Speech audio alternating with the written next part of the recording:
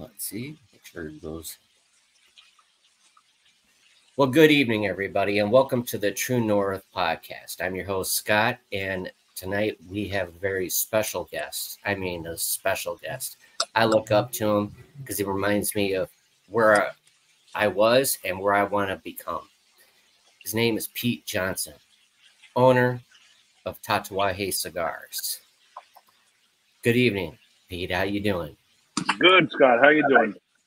It's a little bit wet outside here in Miami, but I'm at least dry, so we're good. It's all good, man. You know, hey, weather happens and things happen. So I just got to say a little bit, what is your background? Where did you come from before entering the cigar world? A little bit about yourself. I was a musician. I mean, I grew up in a small town in Maine called Gardner, Maine. Left Maine when I was 18 to go to Hollywood to do music. And I kind of did that for about 5 years in LA.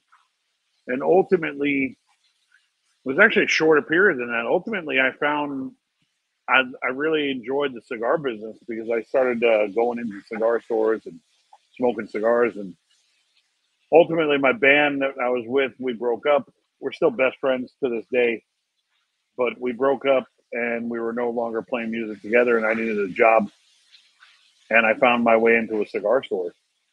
So I went from grinding out on the Sunset Strip to being behind a retail counter selling cigars, and I fell in love with the industry.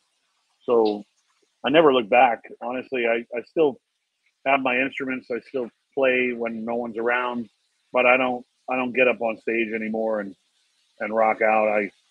It's part of my past life. I don't miss it really. I miss the camaraderie of hanging out with the bandmates and playing music, but I don't think I really miss lugging gear around and getting up on stage in front of a lot of people. No, I get that. That's fascinating. I mean, so you don't really miss it? Yeah, I mean, I probably miss getting together with the guys and jamming because we used to practice every night. So it was one of those things that was like a ritual for us. It was part of our life. And when we were playing out a lot of clubs, it was obviously a lot of work, but lugging around gear and setting up stage equipment, I don't totally miss. The older I got, the more introverted I became. Okay. I see it. Now I got to ask, what instrument did you play? I was a bass guitar player. Oh, really? Yeah. Bass guitar, and backing vocals, obviously. Right. Okay. You hear my voice now, but like when I was younger, I was able to hit all the high notes. I was like the guy that hit all the high full voice harmonies. Oh, not kind of like Axel, how he hits the high ones. Yeah, but he was hitting. Axel always does falsetto. Okay. Yeah, but then again, Axel's got a range of a voice that's pretty impressive. So I couldn't hit his range. So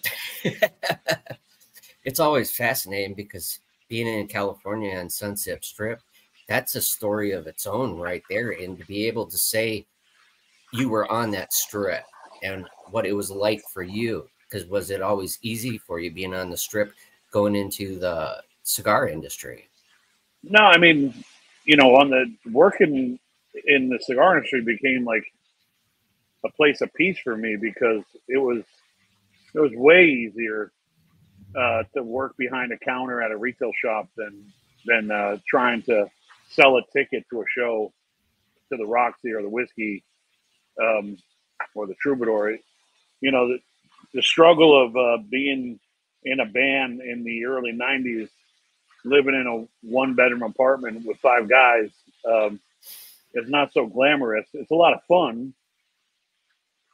We did a lot of stupid shit, but it's not very glamorous.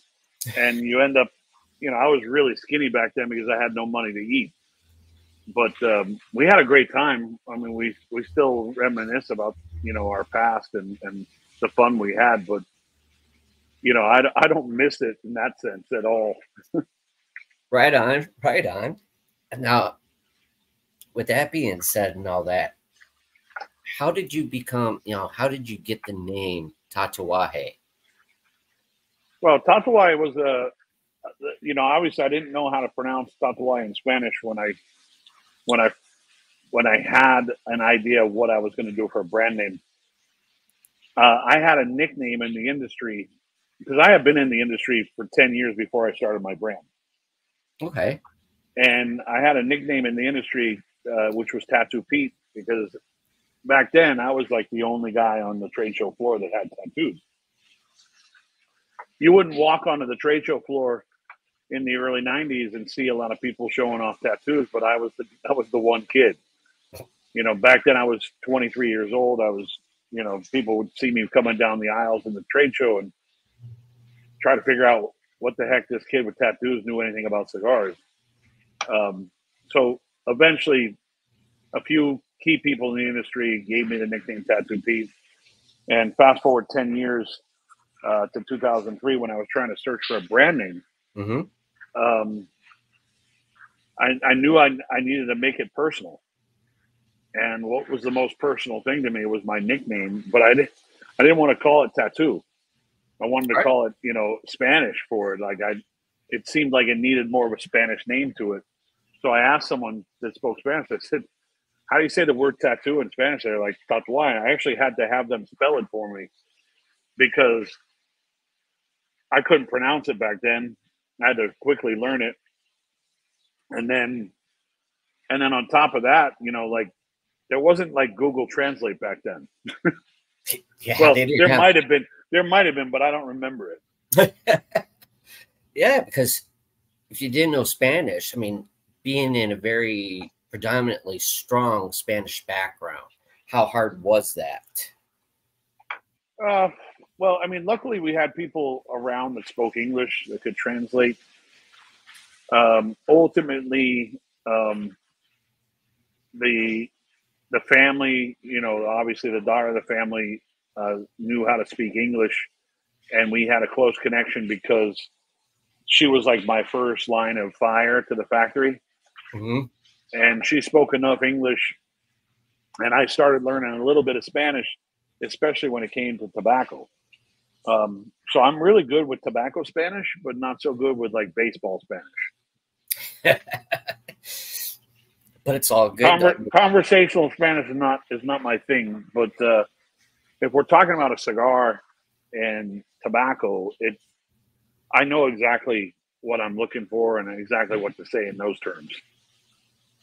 And that is like really cool, especially being able to up and come and build yourself. Like you said, you were in it for 10 years prior and making a name for yourself.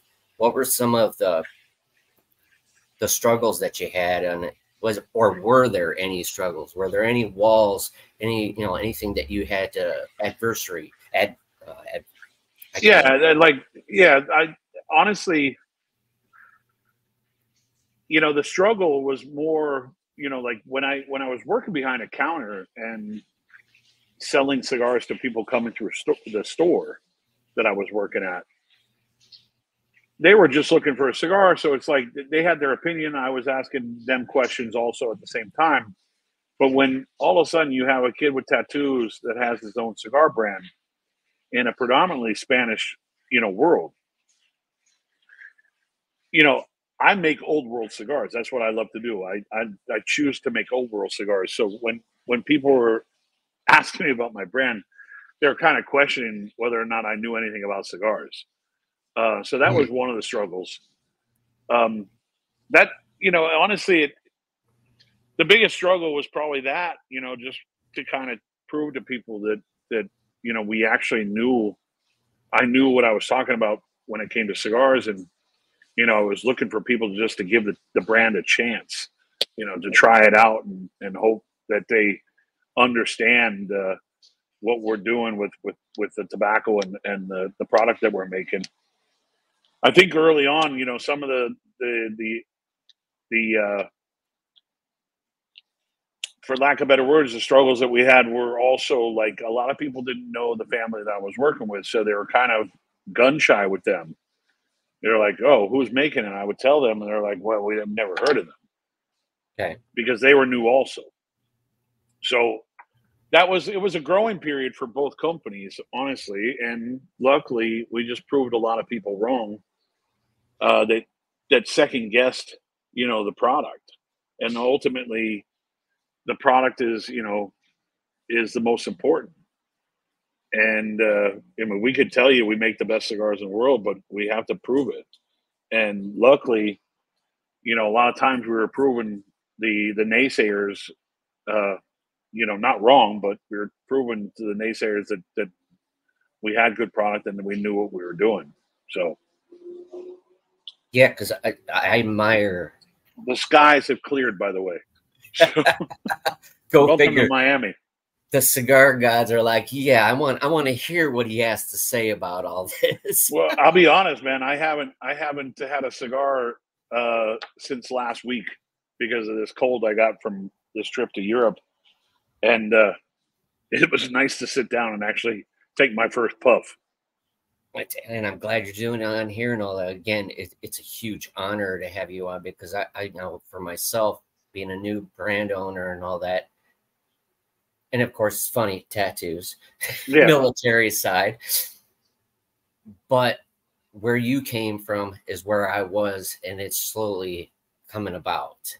And I appreciate that and respect that highly.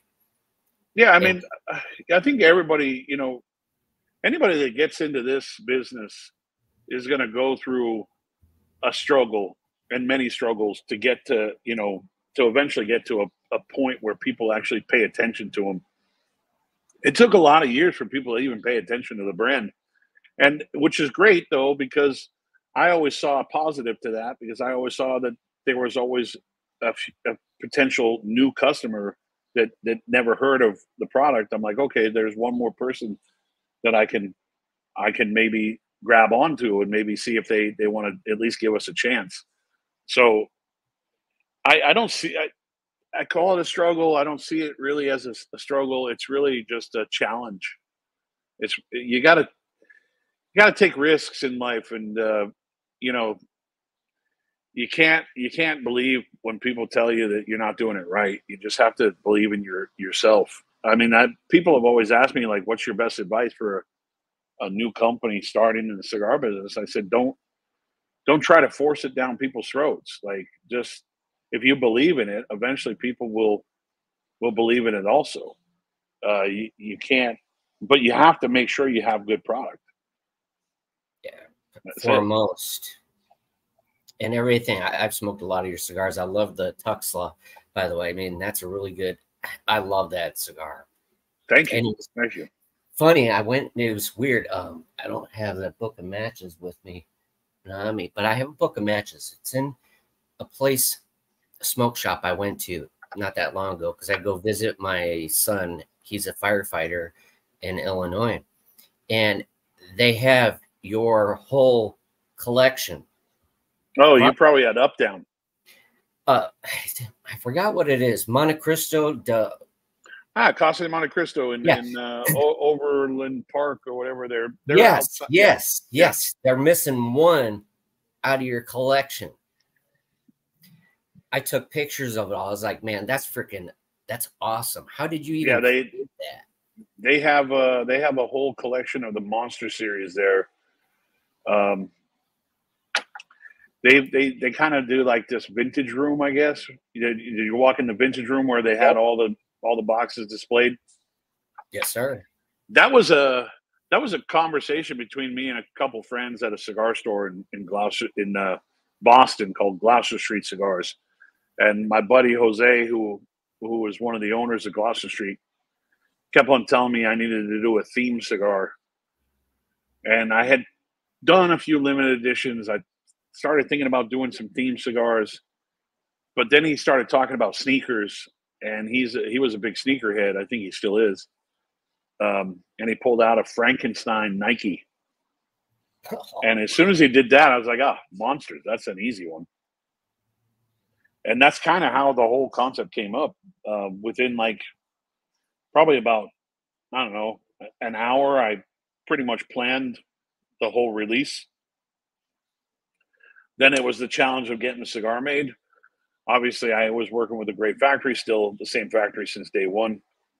Wow. But when people were visiting, like big people that we know in the industry, like tobacco growers and stuff, when they were visiting the factory, they would ask Pepin, like, what's Pete working on now? And he would show them one of the boxes, and it was like a coffin shaped box, and they're like, "What is this kid crazy? Like, what's he doing?" They're like, "This kid's kind of nuts." So people were always excited to see what I was doing, but at the same time, they were like a coffin, like you know, Really? like a monster coffin. Okay, let's see what happens with this one. And the first year, which was Frank, really didn't do much. It wasn't a high demand thing, but like there was like this small, like for lack of better words, kind of cult following for the brand already. So those guys, those people, I can't say guys anymore, right? Those Right. people, those people actually kind of sought out the amount of boxes that we made, and I knew people that were getting 7, 8, 9 boxes for themselves. And ultimately, that first release, those people that bought 7, 8, 9 boxes were sitting on a gold mine because they were buying them for $169, and people were offering them like $2,000 for the box, for one box. So it ended up being a great investment for them. But it was that following year when we did the DRAC that people started going, okay, I got to get this. And it became like, it slowly built into this brand of its own, to where if I couldn't sell one more Tatuaje, I could still make monsters all year and have a fairly good business. But it's, for me, it's not about just one thing. I don't want to be the one trick pony. I want to Right. have a portfolio of good product. It's kind of like how you said, it's kind of like how you brought music into it. You know, it's like you don't want to have that just one song and that's it. That's all you're known for. Correct. So it's Yeah, like I mean, you've got to build yeah. it. Who wants to be known for one song? That doesn't fly. I mean, come on. I mean, anybody can, I mean, anybody. amazingly enough, you know, there are people out there that have had a huge business off of one song, and they continue to play concerts throughout the United States and the world. And everybody waits for that one song to play, and they probably don't know any other song the guy or the band plays, but they wait for that one song. And these guys, I mean, look at a guy like Rick Astley. Remember that guy? Oh, yes. Oh, yes. How do you not? Huge. Yeah, huge, Huge. right? Huge. One song. I One can't tell you song. any other song. I mean, I'm sure he's got other songs, but I can't tell you what they are. But it's fascinating. There are bands and there are ones that have that one song that'll do it. But in the cigar industry, I don't think that really flies because people want more. They want more interest. And how you've done it is amazing on different Yeah, steps. I was lucky that before I started that series, I had already had 5 years under my belt. So people were already paying attention to the regular brand. And it wasn't like, okay, this is all we got from this company. And like, that wasn't my first cigar. So they had already like seen some of the goodness that we were doing with the product. So that was just like an icing or the cherry on top, you know? Yeah, And it's still the cherry on top, but I still want to have that sundae without the cherry. You know what I mean? absolutely. I get it. See, to me, that's a lot of fun. What would you say? What was, out of your experience thus far, what would you say is the one cigar where you really had the most fun creating? Well, I mean, obviously, the first monster, Frank, was obviously a lot of fun because it was kind of what am I doing? How am I getting? You know, how am I going to do this? And every year that we would do it, that's always fun to create because it is a fun project. I get to work on, different designs with the boxes. I get to work on, you know, making sure that the cigar represents the monster in some way. Mm-hmm. So that's always a lot of fun. But honestly, every cigar and every new project we do is fun for us because they all mean something to us. We don't go into it like, oh, if we make 10,000, we're going to sell 10,000. We make 10,000 because we want to make them for ourselves. Mm-hmm. If they don't sell, we can smoke 10,000. You know what I mean? You can't, Yeah. We never go into it going, oh, this is going to be fun because we're going to sell a bunch of them. I mean, like things like pork tenderloin were a lot of fun. Any project that we've done, any release, honestly, that we put together is always a lot of fun because there's always meaning behind it for us. And again, if we can't sell them, we end up having cigars to smoke. And that's ultimately the focus for us is like we don't make cigars to sell, we make cigars to smoke. If no one wants to buy them, we smoke them. 100%. I couldn't agree with you more. And I think that's awesome. All that everything is fun, and the way you do it, how you present it, how you market it, it's all fun. It's a blast. Yeah. But you stand behind it. When you put your name on something, it means something to you. It's of high quality. And I was going to ask is from where you began and how you saw the industry when you were coming in, how has it evolved, I should say? Well, I mean, the industry as a whole has evolved a lot. I mean, now you see a lot more people that look like me. You see a lot more people with tattoos. You see a lot more edgy brands.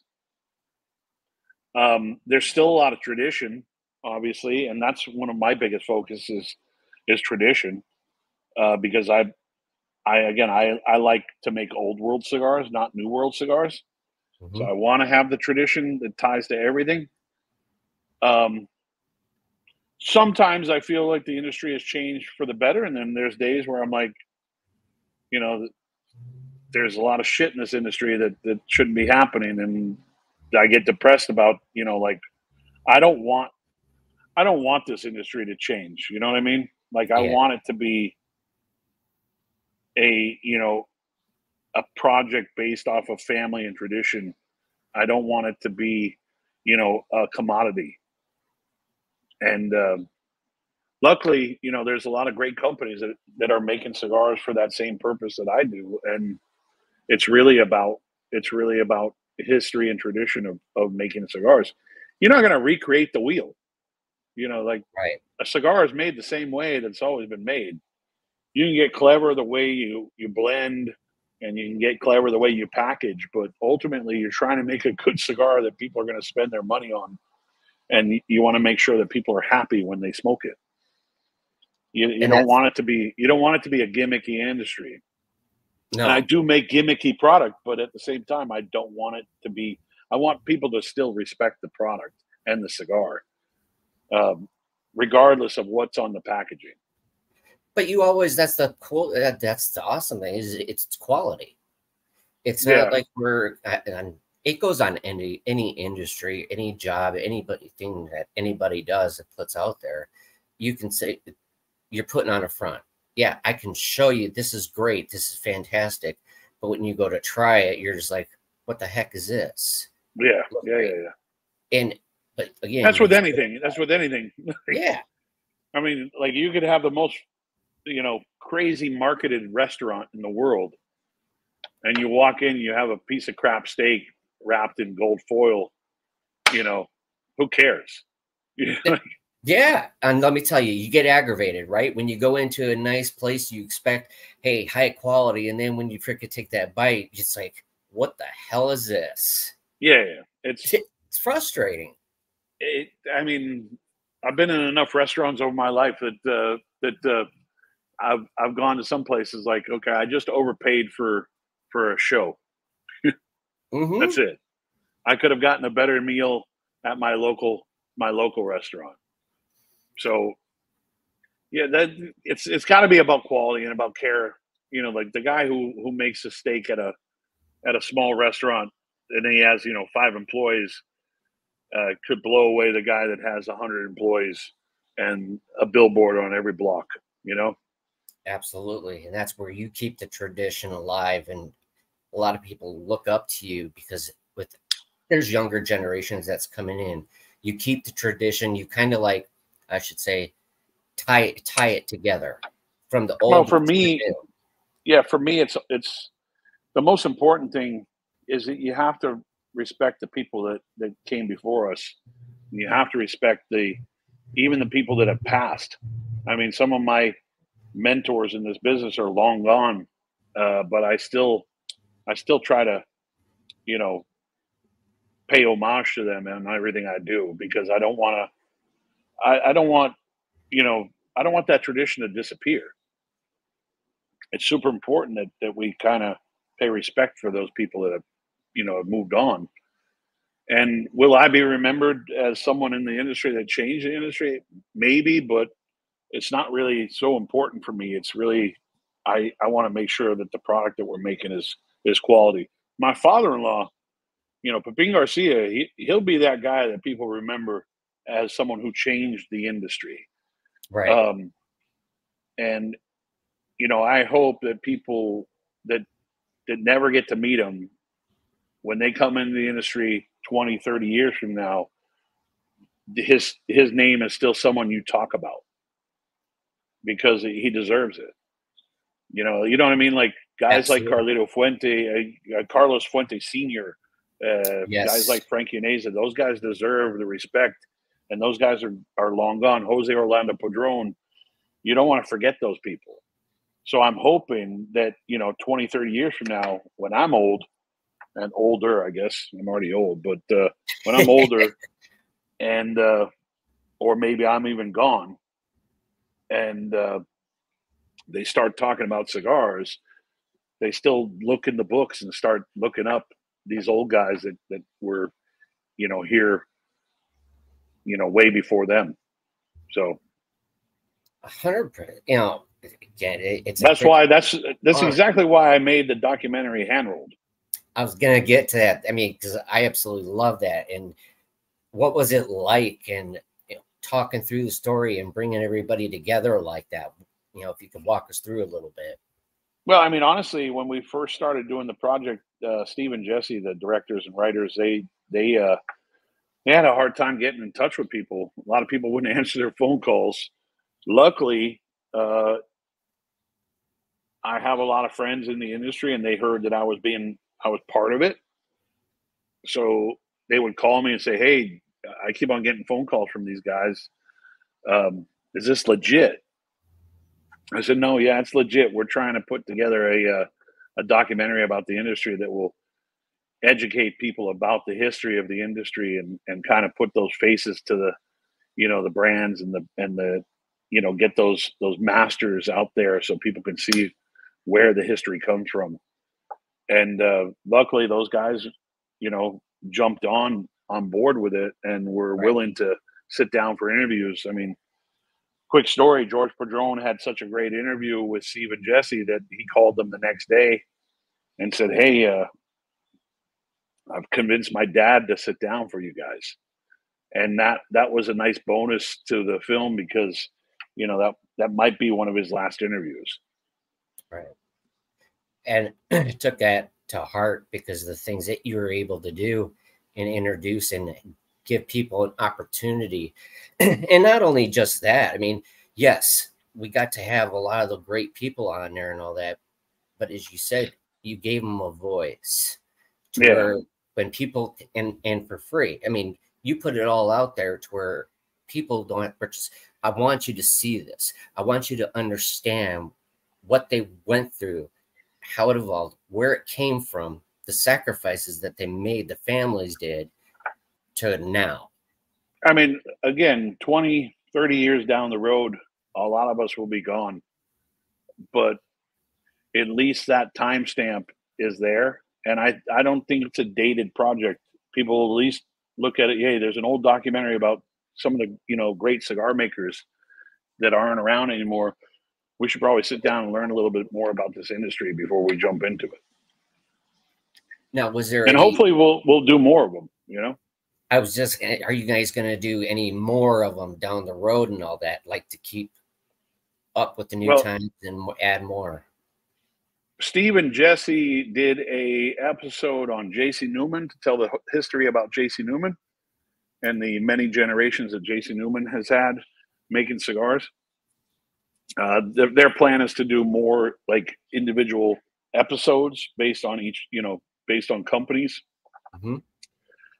Ultimately, doing a project like this costs a lot of money, and like it'd be cool to do like another like full scale documentary, but a full scale documentary is, you're talking about a 90-minute, full feature film with music and everything. It ends up being very costly, and their focus right now is to do the individual episodes to tell the stories of the individual companies.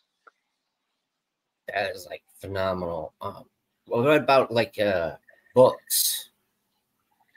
Any books off of that? Because that would have been a great book to be able to put in cigar shops. Like, hey, you know what? Here's something that you could take a little bit of history with you and learn something from it. Yeah, I mean, honestly, I never really thought about it. I mean, I have a bunch of cigar books. Like when I first got into the business, 30 years ago, and I was smoking cigars, even before I got into working in the industry, I was smoking cigars and going to old bookstores and finding anything that had to do with tobacco. So I collected like a pretty wide array of tobacco books or cigar books that were around from way before my time. And I never really thought about it, but it might be kind of cool to put together a coffee table book based on the screenshots from the film. Exactly. I mean, and put more stuff, you can add more and have it a series so people can actually, especially newer ones that are coming in and wanting to learn, especially in different ones where you have boutiques. Hey, you want to learn something? There you go. Well, I mean, listen, I come from a different generation, like I guess I'm Gen X, and like we looked at books, we looked at, we did all these things. We learned about computers when they were first made. We use a telephone with a cord on it. Like we've done everything. Unfortunately, the way technology works and the way the generations are coming up, you don't see a lot of people grabbing a book anymore. You see people, automatically getting on their phone and they'll. I mean, shit. I'm as guilty as anybody. I watch a lot of documentaries on my phone while I'm traveling. So it's all about what's there and what's on demand. It's coffee table books nowadays for me are like decorative pieces. They're pretty to look at, but I don't open them as much as I used to when I was a kid. It's not the same anymore. Yeah. Bring it, because now a lot of it where the books are, they're audio books where you get them right online and you can just listen to it. So, there's different varieties. Hey, you want to listen to it? You can go to this, like how you did. That's cool. At least for my generation, I absolutely loved it to be able to watch it. I watch it like freaking 5 times over. It doesn't get old. Yeah, for me, it doesn't get old either. I mean, I've seen it probably 100 times myself. I watch it because, like like for me, it's about the storytelling. I hear these stories from some of these guys. I was just in Europe with a lot of these guys because we go to Germany every year for a trade show, and we run into, or obviously we're hanging out with all of our friends. Any person you saw in the documentary that's still alive was there, and just talking to some of them, I was like, I mean, I love that, that line that you said in the documentary. It's one of my favorite lines, that type of thing. So I still reminisce, even though it's 5 years old, it's actually 5 years old today. It was put on. Yeah, actually not 5 years old, not today. It's 5 years old, but it was 1 year today that we put it on YouTube for free. and in 1 year it got 227,000 views, which was kind of cool. But yeah, the film is 5 years old, but it's holding its 1 year anniversary on YouTube today. That's phenomenal, because I know I hear a lot of people, they talk about it like, wow, that was like awesome to be able to hear a story like that. What you guys did was great, and all your adventures. How has the ride been for you? Well, sorry, say that again. How was the ride for you as far as up to now with everything that you've done? I mean, the 20 years of doing the brand, it's been pretty pretty steady, pretty hectic. I mean, you get a lot of growing pains. It's not easy. Scaling is not always the easiest thing either. Like, just when you think you're about to get to a different level, you run out of inventory, and then you run out of money, and then you have to kind of recoup and keep on reinvesting. I mean, we've been very fortunate and lucky that people have held the brand in good light for 20 years.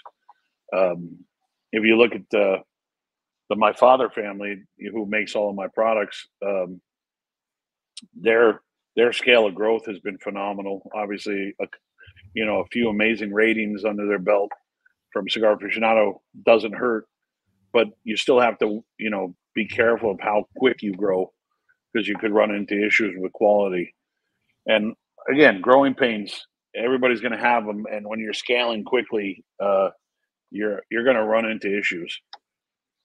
So you try to move through them with good faith, and hope that you get through relatively unscathed, and you try to do better the next time. I mean, that's, again, I can't wait for the next ones to come out. And do you have any idea if you have anything coming down the pipeline, or for the film, or for cigars? Cigars. Oh no, yeah, we always have stuff coming. I mean, we have stuff planned for the next 2 years. Wow. Yeah, I mean, we have a lot of obviously limited batch stuff that we do every year. We try to do some limited batch stuff, but we continue making our regular production products every day of the week.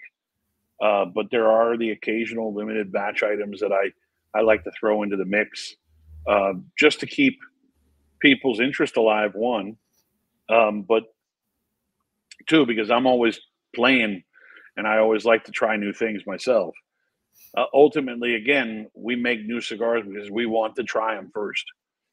And we're always experimenting with, like, how about if we put this wrapper on this cigar, and we realize, oh shit, that's really good. We should probably put that out because we love it. And ultimately, we're looking for the consumer base to be almost like a test panel for us, because we put out a lot of these limited editions in hopes that they like it as much as we do. And if they do like it as much as we do, and they want more, then maybe we'll consider bringing them out again. Okay. And so you see a lot of times where we have reduxes of things, like where we've done a limited batch twice or three times, because people really, really fell in love with them as much as we did. Man. So how do you actually, when you're going through a process, how do you go about coming up with a blend for yourself when you're doing this?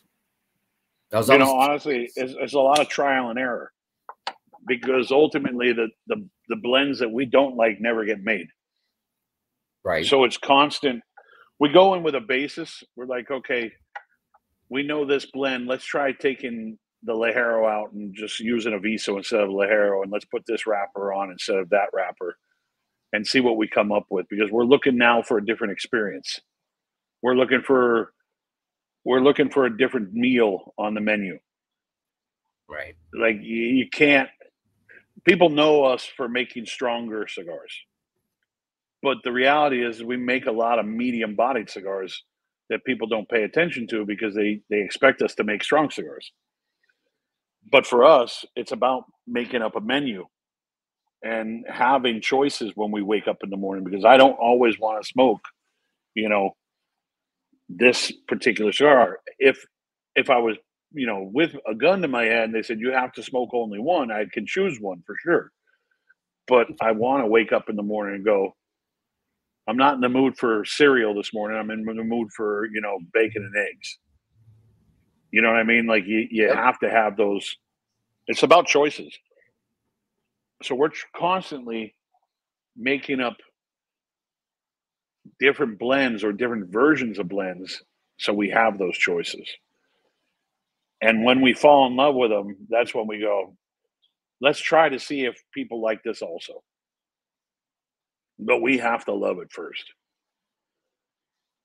Yeah, those are interesting because I know I have had already, when I told everybody that you were coming on, they were like, well, how's he do it? How does he get it into the consumer's hands to get to understand the feedback? So I have to ask that because I know a good friend of mine asked me, he's like, how does he do it? I got to know how he does it with as many freaking consumers. You have to believe in yourself. You can't. I mean, the consumer part is the bonus to what you do. I mean, I love the people that follow the brand and respect the product that we put out. Um, but I need to be ultimately happy with everything we're doing, because if I'm unhappy with it, I'm just, you know, selling a false, you know, bill of goods. You know, Mm-hmm. I can't. Yeah, I can't do that. You have to believe in the product. You have to, you know, like this lighter. I like this lighter. It's a Fonseca lighter, by the way. My father Fonseca lighter. I love this lighter. If I didn't like this lighter, I wouldn't use it. I would just throw it to the side. But it works every time, and I know that I could sell you that lighter because I believe in it. But if I thought this was like the biggest piece of shit lighter and I kept on having problems with it, I'd be like, yeah, hey, go out and buy this lighter. It's really good. No, I can't do that because I'm selling you, you know, the Brooklyn Bridge. I just want to make that clear so everybody, when I go to repost all this, so people can understand, hear it from you. That's like, hey, that quality, that experience is Yeah, utmost important. not everybody's gonna, you know, understand what we're looking for. That's why we have choices also. Mm-hmm. Not every cigar is for everybody, and some people just don't like Tatuaje, which I respect because everybody's got their own palate. But there is a case where they might like one of my other brands like Fausto, or they might like Cabai One. They might not like the original Tatuaje Brown label, but they love Cabai One. I'm okay with that because I'm trying to give people choices, but it starts with me first. Like, starts with my choices, my getting up in the morning, wanting to have a different breakfast, wanting to have a different lunch every day. I mean, if we made pizza for every meal, I say this all the time. If we made pizza for every meal, it'd get pretty boring. Yeah, is it good? Everybody loves pizza, right? Mm-hmm. But ultimately, you want to wake up and say, you know, I want a burger. You know, like I don't want to eat pizza today. Um, I still love my pizza, but I can make a mean burger too. So it's the bonus is when people understand what we're doing and appreciate what we're doing.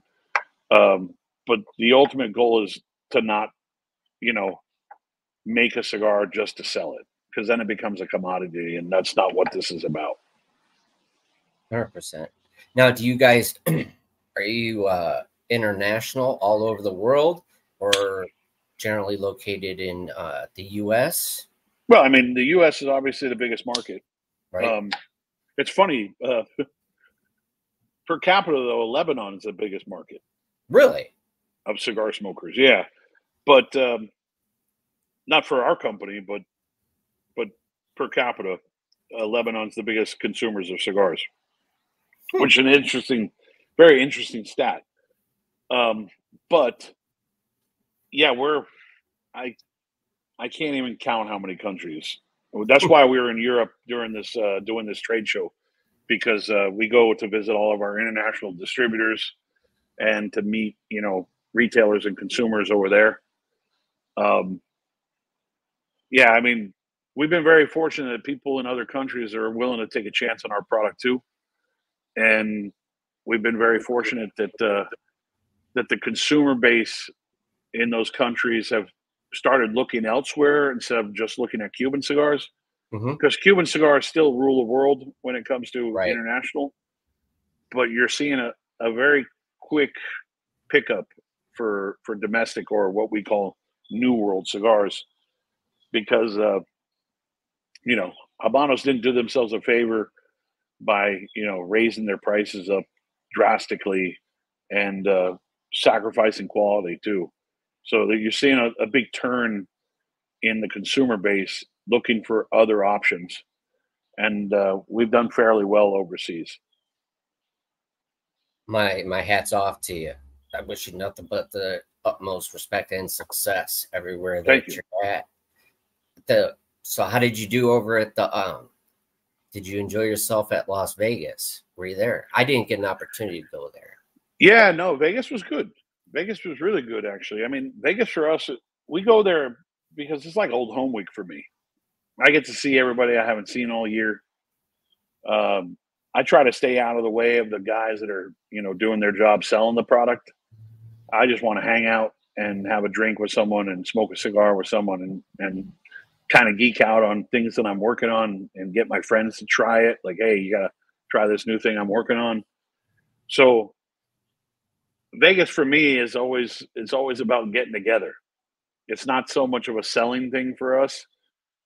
Ultimately, we have to go there and sell product because that's how we pay our bills. But I mean, that's how we pay for the booth and the hotel rooms and all that other stuff that goes into being there. But we try to have a good time while we're there and hang out with some friends that we haven't been able to see, and that could a lot of friends from other cigar companies.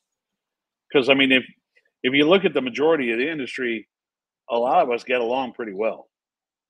I mean, for a majority, I'd say we're all like, I always equate it to like we're all like frat brothers. You know, I hate to use just brothers in the sense because there's a lot of sisters of the leaf, but yes, let's say fraternities and sororities as a whole. Right on. I'm going to use the word fraternity as a whole for both sororities and fraternities.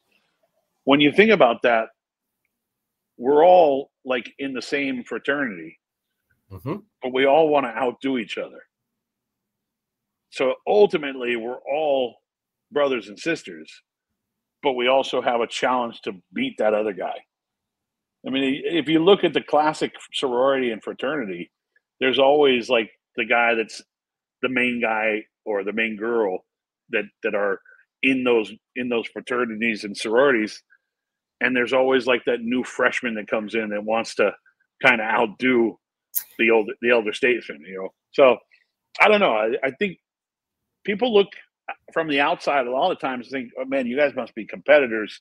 Like, we are, but I mean, shit. I just spent 3 days in Spain with Rocky Patel and Carlito Fuente and Arthur Kemper from Perdomo and Jeremiah Merifeld. I mean, the Garcias, obviously, we were all together just shooting the shit, talking about cigars, smoking a lot of cigars, eating really good food, drinking wine, drinking whiskey. I mean, if people saw that, it'd be like, aren't you guys supposed to be competitors? Aren't you guys supposed to be like not like each other? I'm like, no, this is family.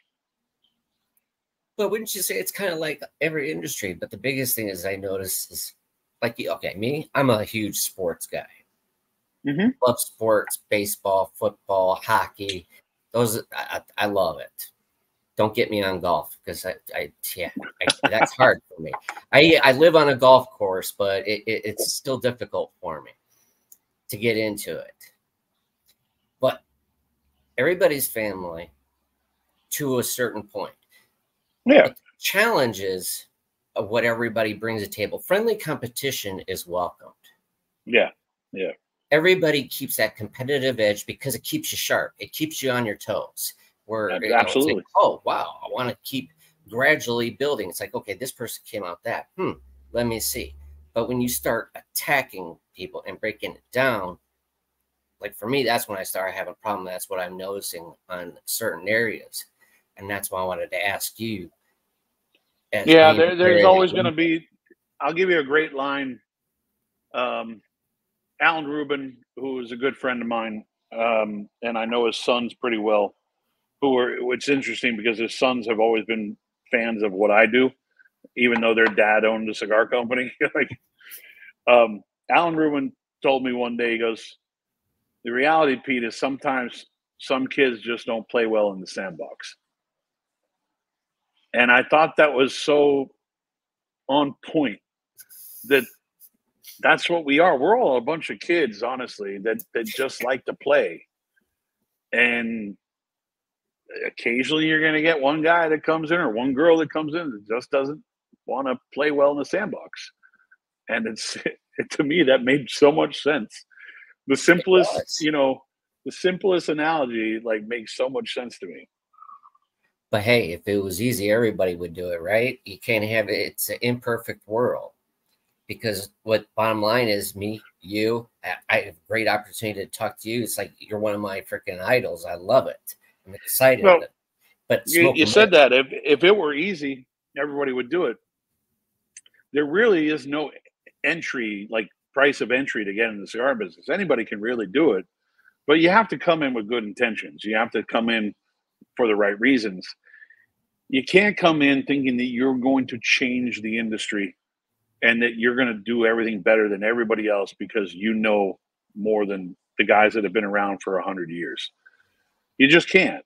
So I choose to stay away from guys like that or people like that because it just a lot of times it stresses my head and I start overthinking shit, and the older I get, the more I try to ignore the bullshit. And thank you. It's hard. It's sometimes hard not to ignore it, but you want to kind of put on your earmuffs and fade out the noise. And that's what I want to ask you is how do you handle it, being up there and all that, those adversity? And my God, I can't even say it. The challenges, my God. Yeah, I look at things, maybe new people coming in, and if I see that they're in there if I see that they're in the industry for the right reason, that's when I'll make sure I take time to have a conversation with them. But if I see that they're in it for the wrong reason, I just try to avoid them. It's better just to kind of, put blinders on sometimes. So with that being said, how can we do better? Because I know you have the older families, you have the ones that are right there, like Tatuaje, Drew Estate, those guys. Then you have the smaller boutiques, one very new like myself coming up. How can the older ones bring up the newer ones? So I think it's really about, positivity and being willing to ask questions. A lot of times people come in, they think they know better than everybody else. Like I said before, the people come in, they think they know better than everybody else. And they believe I don't need to ask any questions. Why do I need to ask questions from this old dude? But the reality is we have, a lot of the people that came before me, they had a lot of wisdom, and I took the time to ask them questions because, sometimes even dumb questions, because I still wanted to hear their honest answers. And I'm still friends with a lot of these people because they took the time to teach someone like me who was wanting to learn. I didn't come into it thinking I knew better than everybody else. Do I know a lot about cigars? Yeah. Do I know a lot about the industry? Absolutely. But I still like to sit down and talk to the people that came before me because they ultimately know more than I do. Absolutely. Now I'm going to ask for myself. Yeah. Becoming, getting into the industry, learning it. And I'll say it on this. I don't know shit, but I do know my own palate. Yeah. That I enjoy from my old experiences and stuff like that. So I'm learning. I'm always going to learn. I'm eager to learn because I don't know everything. Believe that you have to just take the time and be willing to learn every step of the way. And even when, like I always say, don't believe your own hype. Because even the moment that I started thinking that we were doing really well, we weren't really. And it's not good to believe your own hype, because ultimately you'll fall flat on your face. Keep on asking questions and keep on being willing to learn. Don't believe in the product that you're putting together, but be willing to be part of the community and not ignore the community. Don't come into this industry to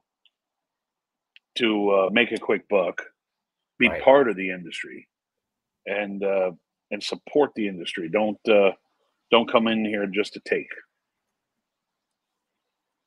I think that's great advice and all that, because that's all I like. I was a union electrician for over 20 years, so blue collar worker, Navy, military. It's always in my blood. It's like kind of being like an apprentice. Yeah. Even though like people call me a master blender sometimes, and I'm like, nah, listen, I'll never be a master. Like, never. I will always be a student of this industry, and I'm learning new things every day. And I'm learning from the best people in this industry, and I try to take every piece of knowledge and pass it on as much as possible. But there are some people that just don't want to learn. You know, there are some people that just believe that they do everything better than everybody else, and they're not willing to have that conversation or ask a dumb question. Hell, everything. A lot of questions I ask, sometimes I think are stupid questions, but they're valid questions. But I was always taught, hey, the only stupid question is the one you never asked, because what you ask might answer for somebody else. Yeah. Sometimes people don't have, and I've noticed for myself, sometimes it's getting that opportunity. How do you connect? How do you network? When you come in here and all that, and learning how to network with different brand owners and to get out there. To network, man, you just go up and ask questions. I mean, honestly, get in the room and just be part of it. Like, don't try to force your way in, but at the same time, don't be afraid to ask dumb questions. Don't be afraid to go up to the biggest guy in the room and say, hey, I would really love your advice on this. I mean, shit. Took me getting electrocuted to go up to a real electrician. You know? Hey, I understand that. Not really electrocuted, but enough to where I was like, okay, maybe I should actually ask a real electrician how to do this. Yeah, because that's how I was taught. Again, our same age and all that. I was taught by old school people. You respected them and you learned from them. But the way I learned was different. How they learn today. Today, yeah. You can't be that mean. Hey, I had tools that were thrown at me because it was to either to save my. And what I learned was I had to learn the hard way. I was upset. Yeah, I got hurt. But at the same token, when they told me at the end, I got it and I understand it now. It was about, It's not about because I threw it, because I'm being mean to you. I did that because either A, to keep you safe, or you were going to kill somebody else. And it can go with the same motto with anything else. Yeah, no, I get it. I mean, again, just you see a bunch of guys hanging out, walk up to their group and see if you can just, be part of the conversation. Don't be afraid of it. I mean, it's not easy. You feel kind of nervous and you feel kind of like unsure about meeting these people that seem like at a different level, but you have to just take the time to have the conversation. Hopefully people learn from some of my mistakes in this industry, and hopefully some people take, some of my advice. And I hope I'm a positive influence and not a negative influence. Well, I'll tell you one thing, for my sake, you're definitely a positive influence. Thanks, man. Appreciate it. Definitely. Because I do a lot of different things, and just to know everybody, please follow Pete Johnson, Tatuaje Cigars. It was an honor and privilege to even have him on my show and all that, and for you to take the time. But again, I would love to be like an apprentice, a protege, so to speak, to learn. I follow you as like, man, I want to know how he does it because I respect it. Yeah, I mean, again, it all goes for me. It all goes to the personal part of it, you know, the personal palate, you know, and then ultimately, I work with a great factory that I count on to sew up, you know, everything I do, and I'm very lucky that I you know have been working with this same family for 20 years, and they kind of understand where I'm at in my business. They understand what I'm going for. They have their own style. I have my own style, but I always listen to Pepin because I want to learn from him every day. So it's necessary that you take the time just to listen to people, you know, and maybe when I'm 70 and young guys come up to me at the trade show, I'm going to take a lot of time to have a conversation, and hopefully they get something out of it. Now anybody can approach me and talk to me about anything. I love conversations. I hate getting up in front of people and doing a speech, but I love one-on-one conversations. I think that again, what you do is, like I said, you know, it's personable when you have a conversation. I know a nonprofit 501c organization that I do also because I'm with, you know, do a lot of military charity and all that because that's what it's about. It's not just a passion of cigars. It's a passion about giving back to the community and helping others. Because to be perfectly honest, I suffer from mental health issues. And this cigar is like my therapy. It really is. And here come the skies have just, the Kraken came back in. So it's going to get really loud here. Yeah, it's not easy, man. And it takes time to build up, you know, the respect from other people. Like it takes time for people to kind of recognize, like, hey, that guy's a good dude. I like having conversations with him. You know, we've all done things in our, you know, our lives that we probably don't, you know, people will never understand, but we try to make best with what we do in the future with ourselves and try to be better at what we're better at ourselves in general. Absolutely. Well, again, Pete, I want to say thank you for coming on the show. You're welcome. It was an honor and privilege. Hopefully I can have more conversations with you on and off as same well. And I have actually an upcoming golf charity event in June and all that. I know it's a golf charity event.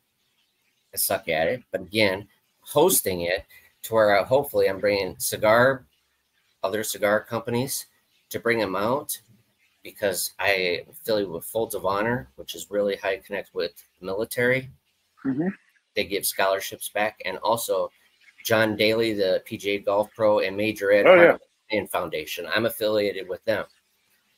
So again. Yeah, I know John's a big supporter of the military. I don't know him personally, but I see a lot of stuff on him. Does he smoke a lot of cigars though? I'm not really sure. Not really, but he has his own cigars. He don't really smoke cigars. There you go. He's hilarious. But I'm going to get him out. I know Major Ed, he's coming out. John Daly was more likely will come out, and a lot of great things. So I would love, it would actually be an honor to have Tatuaje there as well. Well, I can tell you, I can't make any promises now, but we don't, as far as scheduling goes for anything, we don't plan too far ahead for a lot of that stuff because things come up constantly. Like even today with this podcast, like I told you when I got on, I wasn't really feeling well because I'm getting over a bad cold, but like I was taking a nap before I actually got on with you because I needed like a little bit of rest before I got on because I was falling asleep. But yeah, we're constantly, you know, supporting different charities and different state organizations. We do a lot of state organizational things where where we try to support the different state organizations to help them fight tobacco taxes.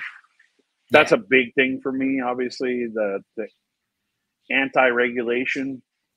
We're not, we're trying to make sure that obviously I'm a big part of the CRA, the Cigar Rights of America, and our focus is to deal with, federal legislation and make sure that we don't get, obviously we had a big win with the FDA situation. But when it comes to the PCA, which is the organization that takes care of the retailers, we try to support them as much as possible to help the state organizations that deal with local legislation. So we're obviously constantly doing things with that, but when it comes to events, we're kind of like, maybe 1 or 2 months out, only because there's constant change in what we're doing.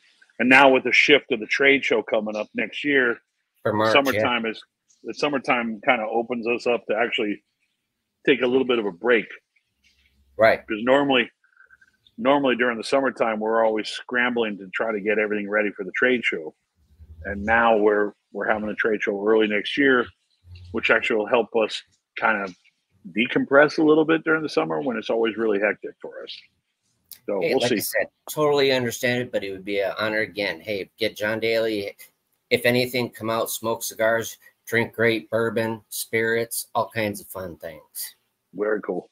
It'd be awesome. But thank you again. And also check out the foundation, because I have 501c that it helps out veterans, mental health, homelessness, our first responders. And that's very cool. Everywhere. It's not just my state trying to help everybody. But I'm going to get on the CRA to try to help that too, because need to help fight it in Indiana as well. Yeah. I don't know if Indiana has a state association, but they're always running into issues with local and state taxes and stuff. So anytime you see something come up in your state, just make sure your voice is heard.